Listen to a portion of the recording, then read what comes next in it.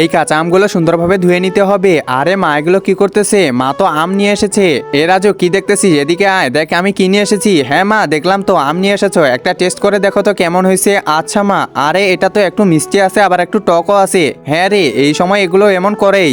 এখন সবগুলো আমের মাথাগুলো কেটে নিয়ে এখানে রেখে দিতে হবে। এই তো সবগুলো মাথা কাটা শেষ। এবার একটু কেটে নিতে হবে আমের মাঝখান থেকে।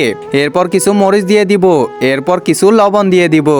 এগুলো মিক্স করার জন্য ভালোভাবে লাড়াচাড়া করে দিতে হবে। এই তো লাড়াচাড়া করা শেষ। এবার একটু পানি দিয়ে দিই, আবার একটু মিক্স করে নিই। এই তো মিক্স করা হয়ে গেছে। এবার এটা রান্না হওয়ার জন্য চুলার উপরে দিয়ে দিব। এই তো দিয়ে দিলাম। এরপর কিছুক্ষণ অপেক্ষা করতে হবে। এ রাজু, তুই একটু অপেক্ষা কর। আচ্ছা মা, ঠিক আছে। এই তো হয়ে গেছে।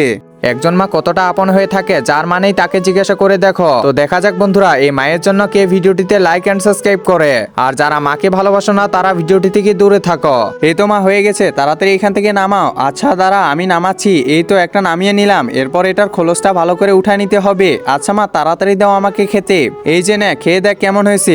আরে বাহ, এটা তো সেই হয়েছে।